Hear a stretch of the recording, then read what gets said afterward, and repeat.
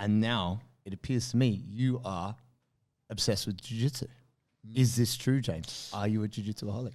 Yeah, and also like, do you know what I love about it is like, so when you experience success in other realms, you find a lot of yes people. You start getting unnecessary praise. You start getting treated a bit differently. Like even something like you look at the financial world, when you fly laying down in a plane, you're treated like a king. Suddenly you go to a nicer restaurant, you get treated like you're better than you are. You know, how many ice cubes would you like in your drink? You're like, no, this bill's going to be massive. But in jiu-jitsu, I love the fact that never happens. And I remember the first time I ever flew first class, I was still a white belt and I had to clean the mats. The gym I was at was white belts were cleaning the mats. Right. And I was on there on my knees going, this is fucking awesome. Like, it'd be very easy if I didn't do jiu-jitsu to lose being grounded. But like still having the fat lad in your gym try and smother you once or twice a week it's good. It's good for your brain. Like Good for the soul. one of the biggest earning days business-wise I had, I went to comp the next week, like the next day on the Sunday, it was like the ADCC trials thing, and I lost in my first match to a heel hook. Yeah. And like, I was like, this is nice. Like, and it's always going to be like that. And I think for me, if my social media or even if any of my life had started going well in my earlier 20s, I would have fucked it up.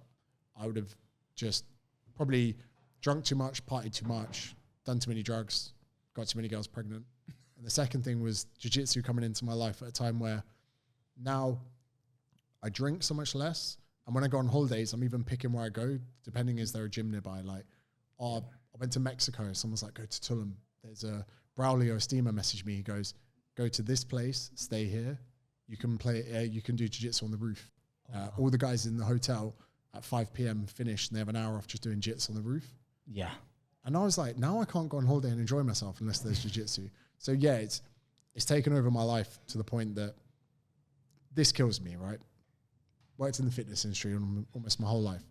Every day I walk out of my job, I walk about 100 meters and I do jiu-jitsu at Garage Wollongong, and I spend 90 minutes to an hour giving it my full attention and learning moves or whatever. If I'd never found jiu-jitsu, I could know so much more about strength training, weight training, periodization. I could make so much more money because I would be learning skills applicable to my professional life. Yeah. Whereas jiu-jitsu, you're looking at a decade before you're even in a position to monetize, really. Yeah. So I'm like, I love it, but at the same time, it's such a distraction from all the other things that you could be doing with your life. But is that distraction not good in terms of restoring your focus and like getting you out of that?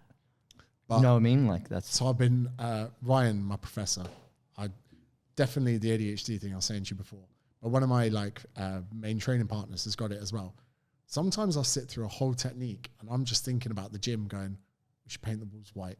Maybe we should do this. Then I'm like, we need to do mats. And I'm like, these lights need to be changed. We get around to the technique and I'm like, I haven't been here the whole time. I'm thinking business. But then with Ryan, I'm like, cool. If we got 10% more members, you'd have this and we could do this with this. Or I was like, we should make a competition team rash guard. Or like, you know, my mind actually never relaxes as far as ideas. Even today, I've been poking him to record his techniques, not the rolling. Because I said, you putting footage out of people rolling is like people watching cricket that don't know the rules. It's the worst sport in the world if you don't know the rules. But then when someone starts telling you about, in swinger, out swinger, off leg spin, you're like, oh, this is a bit more spicy than I thought. Okay.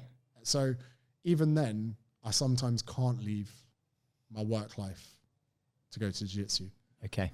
Understood. You would say that jiu-jitsu probably fills that space for like a lot of folks, right? Yes. Like I know it does for me too. I happily just sit and do business all the time or like work, right? But then jiu-jitsu is the time to switch that shit off.